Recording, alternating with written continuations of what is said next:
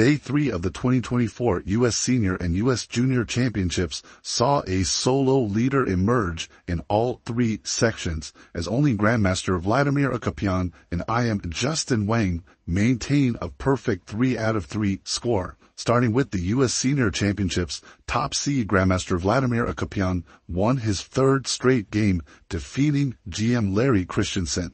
Akopian now leads with a perfect 3 out of 3 with a 1.5 point margin ahead of the field. In the U.S. Junior, top seed Christopher Yu was held to a draw by GM-elect Andy Woodward, allowing International Master Justin Wang to take the sole lead with 3 out of 3 after defeating Nicholas Ladan. Finally, in the U.S. Girls Junior, we had a big tie for first going into the round, but only Jasmine Su could score a victory, moving her to 2.5 out of 3. Meanwhile, top seed Alice Lee won her first game of the event, defeating FM Rose Atwell to get back to an even score. Going into the games, we'll start with Akopian's victory over Larry Christiansen, which saw a Carol Khan in the opening, with White going for the advanced variation. And in this one seemed like White had the edge out of the opening, especially after this early advance of the A-pawn, bringing that pawn all the way to A6 in order to fix the queenside light squares. Of course, this game was quite complicated, with Black playing G5 on the king side and then F6. White did have the advantage, but of course, both players made some inaccuracies in this middle game. What eventually happens here after knight C5, knight D4, White is doing well, but Black manages to go after this A6 pawn, and here Vladimir simply sacrifices the pawn, lets Black take it, in order to start playing on the king side with H4.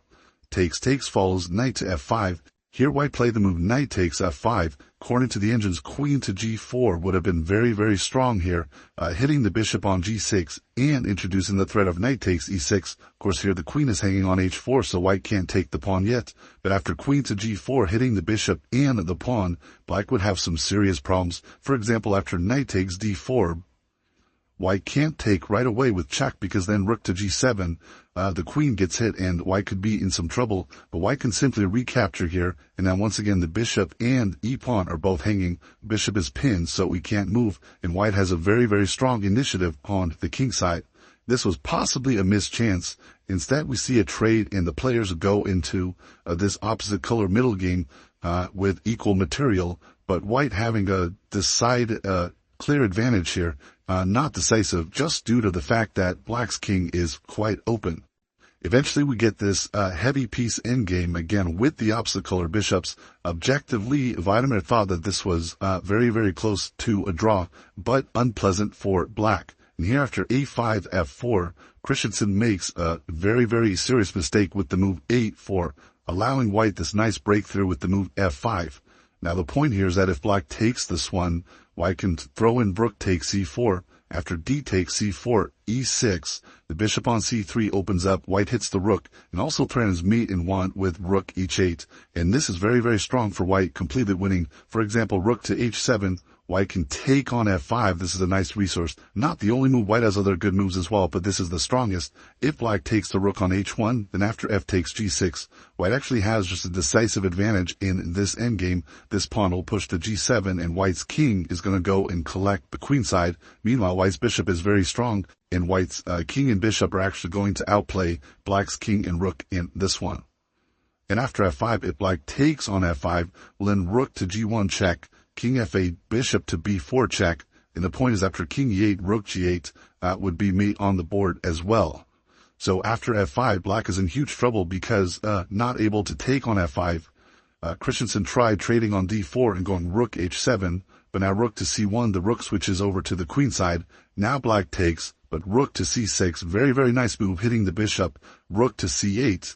Black throws in F4 so as not to deal with the connected passers. King takes F4 and rook E7, but this endgame is winning for White. White's pieces are simply too strong. The extra pawn is not so important, but White's two pawns on the king side, the fact that they're both pass pawns, this is very, very bad for Black. Here, Akopian's technique was quite good after bishop C5, rook E6, rook D8, bishop C6, king to F5, rook E8, and now very nice finish with E6 check.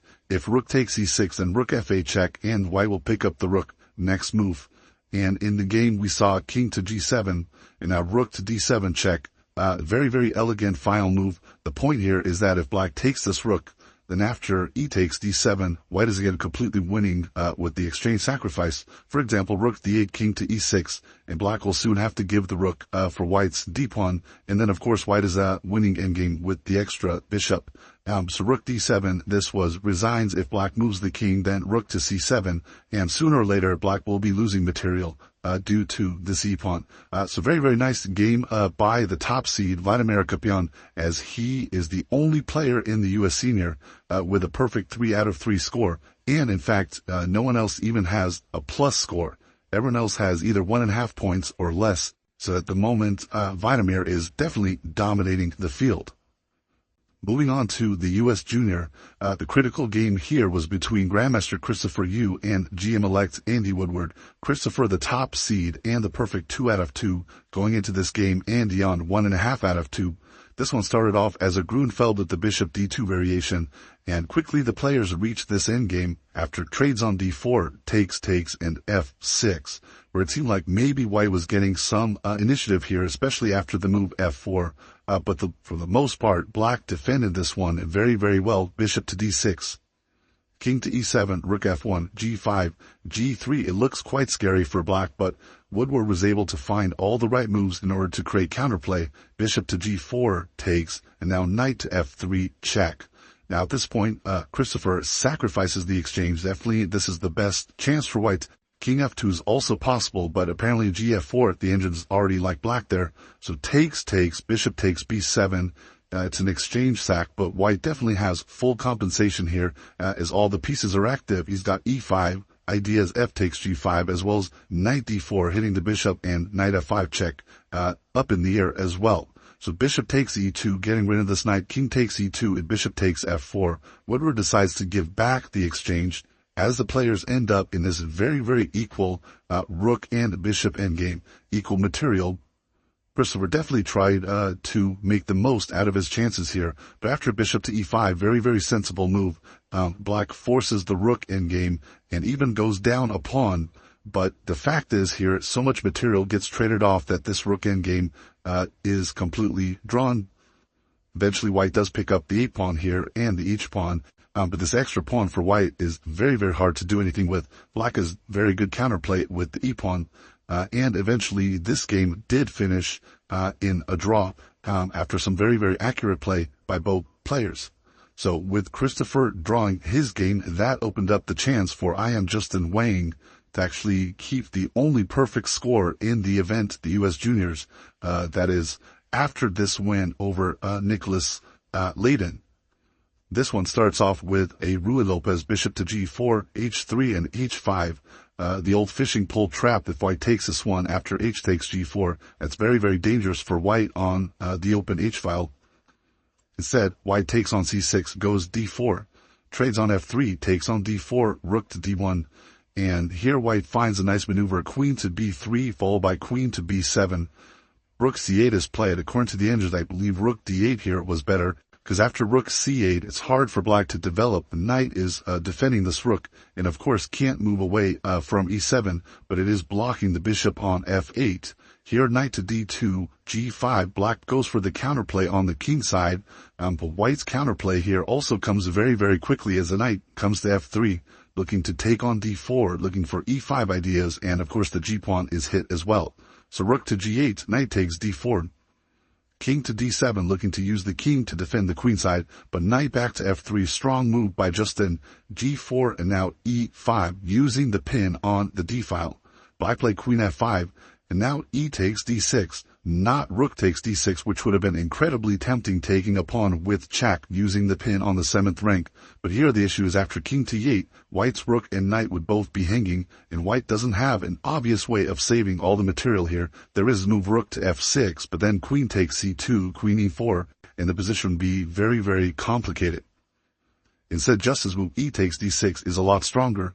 He gives up the knight on f3, but takes on e7 with check. After king takes e7, material is equal, but Black's king is on e7. All of black's pawns are weak. After g3, it turns out white doesn't get mated here and is having a huge advantage. For example, if queen takes h3 here, white's plan was likely to go queen to b4 check. Otherwise, he is just losing. And the point is that white is going to be able to pick up the f-pawn here eventually, either by means of queen e4, or in case of king f6, queen c3 check, white can pick up the f-pawn. His king is safe, and of course, black's position is still very, very difficult. Instead of g3, we saw king to f6 first, looking to hide the king, but queen takes e6 check. This king ends up not going very far. If king to g7, there's queen h6, mean and 1. So instead, we saw bishop d6, but now rook to d3, going after the f-pawn. Takes, king e7, bishop h6, all of white's pieces mobilizing now, and black's king is simply cooked in the middle of the board. Rook e8, rook e1 check was the finish. Takes, bishop to g5. Here, black resigned as he's just losing material by force. The king can't move because of the rook. Rook e7, of course, white can just take. And after bishop to e7, white will have rook to d3 check, among other moves. But this is, of course, the simplest, where black is just getting mated here and losing all of their pieces. So, very nice win by Justin Wang, as he maintains the only perfect score in the U.S. Junior Championships. Moving on to the U.S. Girls Junior Championships, here we had a number of players tied for first going into the round 1.5 out of 2, but only national master Jasmine Su is actually able to win her game and move to 2.5 out of 3, emerging as the clear leader in this event. Here she plays against WFM Chloe Gopp. This one started off as a Grunfeld, and white was doing fine out of this opening. I'll show you folks the critical moment in the middle game here after rook d8 and e6. This is where white may have missed her chance to play the move d6. Now, the first point here is that if queen takes d6, white is e5, winning the piece. So black would very likely take with the rook here. And now after bishop f4, white could win the exchange. According to the engines, have some advantage. Black would definitely have compensation after something like knight d7 or knight e8.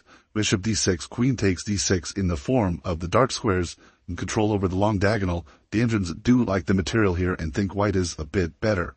However, white missed this chance, plays c4 instead, but now after takes on d5, and rook e8, black's position here ends up being completely fine. The game ends up seeing bishop d3 and now c4. Typical idea in the Grunfeld to distract white's pieces away from the e-pawn. Rook to b1 played, of course, can't take anything yet because of the queen on c7. a6, a4, bishop d7. Both sides play around the c-pawn. Now rook c8, rook to c1, and queen to d8. A nice transition here, finally forcing white to take this pawn on c4. But now rook takes e4, queen b3.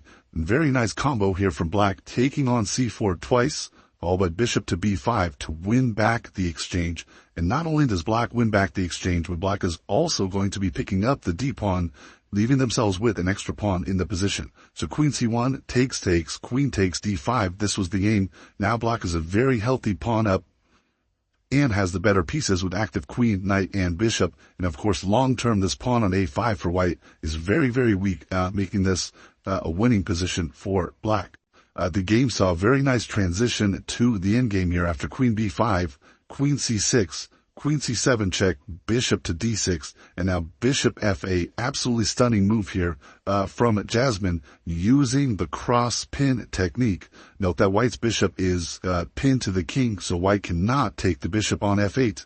And after bishop takes e7, taking the queen, black takes on a3, forcing this endgame where white's a-pawn is eventually going to be lost. And this is what ended up happening. After black brings in the king, plays bishop to b4, this pawn on a5 was simply not long for this world, and black managed to win the pawn and eventually convert the game. So with that, Jasmine took the clear lead with 2.5 out of 3, but managing to score her first win of the event was international master Alice Lee. She's the top seed, and she struggled so far. She lost the first game, then drew the second game. Then in this third round, she was struggling to really create some chances against FM Rose Atwell, who's one of the players going into the round with 1.5 out of 2. Here in this position, which came out of a queen's gambit, declined. Things are closely to equal. White is definitely having a bit of pressure here, and Alice goes for the move e4, looking to create some chances, undermining the knight on c4. Black takes on a1, takes on c5, dc, queen to b5. White takes here, rook to d1, and seemed like white might have been able to get some edge here. For example, rook to d4, bring the bishop back to g3. White can put pressure on the isolated d-pawn. But instead we saw queen d3, rook e1, and then bishop to d6, which doesn't quite work out for white. After knight takes d6, white's idea was queen takes d5 check. But now queen f7, very nice move. White cannot take because then we'd be down a piece. Instead, Alice drops back queen to d1, and this allows her to win back her piece. But after rook takes d6, of course the position is very much equal and should be a draw with best play. That said, Alice continues to fight on and looking to make the most out of her chances here. And she actually does manage to create a bit of pressure to rook to b6, queen c7, and g4. Rose gives this check and plays queen to d7, which ends up walking into queen e4 with a double attack of rook takes b7 winning the queen, and queen takes h7 picking up the loose pawn. So black is forced to defend d7, rook d5. White picks up on h7, but this definitely was far from the end of the story, because despite white's extra pawn here, black now gets some very serious activity. Queen d5 check, and now rook to e1, Atwell playing this very accurately. After queen c5, rook g1 check, king h4, and queen f3. All of a sudden, there's a ton of danger to white's king. For instance, black is currently threatening g5 check fold by queen takes h3 mate. And at first glance looks very scary for white. For example, if queen to e3, black would have either rook takes g4 first or g5, but rook takes g4 is simpler. The point after hg, g5 check, king h5. Black has not queen h3, but rather queen to h1, and white's king once again gets mated on the h-file. So here Alice plays queen h5 check, and it seems like white has nothing better than a perpetual here to save the game. The best move for black would have been king to g8, after which queen e8 check, white can deliver a draw here with queen e8, queen to h5, and objectively probably should do so. If white were to try to play on with something like queen f5, as we see in the game, well here black has g5 check, king h5, queen takes h3, king g6, queen h7 check, king takes f6, queen g7 check, king e6, and this is very difficult to evaluate from afar. Alice was thinking that this is dangerous for white, and she was absolutely correct, because here black would have the cold-blooded move rook to d1, which is apparently winning. White has no good checks in the position, but black is now threatening queen to d7, and it turns out that white's king here is actually the one that's in big trouble. So king to g8 likely would have forced a draw. Instead, Rose plays king to e7, and this now gives white a chance. For example, the move queen to b5 here would be completely winning, looking to take on b7 with the counterattack, and the point is that after g5 check, king to h5, white's king is actually escaping via the g6 square. So black's attack here runs out, whereas white is just getting started with rook b7, queen c5, and here would be black's king that's getting mated. But Alice surprisingly repeats with queen c5 check, king f7, gaining time on the clock. Of course, both players were down just to their increment here in 30 seconds. Queen h5 check, repeating once, giving black another chance to find king to g8, which would have saved the game. Instead, Rose repeats with king to e7. This gives Alice another chance to find queen to b5, or the move that she played, which is also quite strong, queen f5. Because now, once again, if g5 check, king h5, white's king is escaping, and it is actually black that is losing here. And in the rook endgame, after queen takes f5, gf, this would likely be losing for black, as white is a pawn up, is going to get the second pawn soon, and the rook takes b7 check. And it's going to be very difficult for black to deal with both the b pawn and the threats of white's king, possibly coming in via king h5, king to g6. So this rook endgame very likely losing. Rose tried queen to g2 instead, but this allows white to start their counterattack. And now queen e6 check, queen c8 check, and black's king here ends up getting mated. Rook takes b7, king to g6, then queen f5 would be the end of the game, and queen h5 meet on the board. Instead, Atwell tried one last trick with queen takes b7, and king to g6. First glance, it looks like completely over. White has queen versus rook, but you have to be very careful here. For example, a move like b5, just advancing the pawn, would allow black to demonstrate their idea. King h6, followed by g5, mate. And it turns out white is actually just losing. There's no way to stop this mate. White would have to give the queen and just be a rook down. Alice, of course, is precise until the end, spots this idea, plays f4 and f5. This stops black from any mating chances with g5 because of en passant.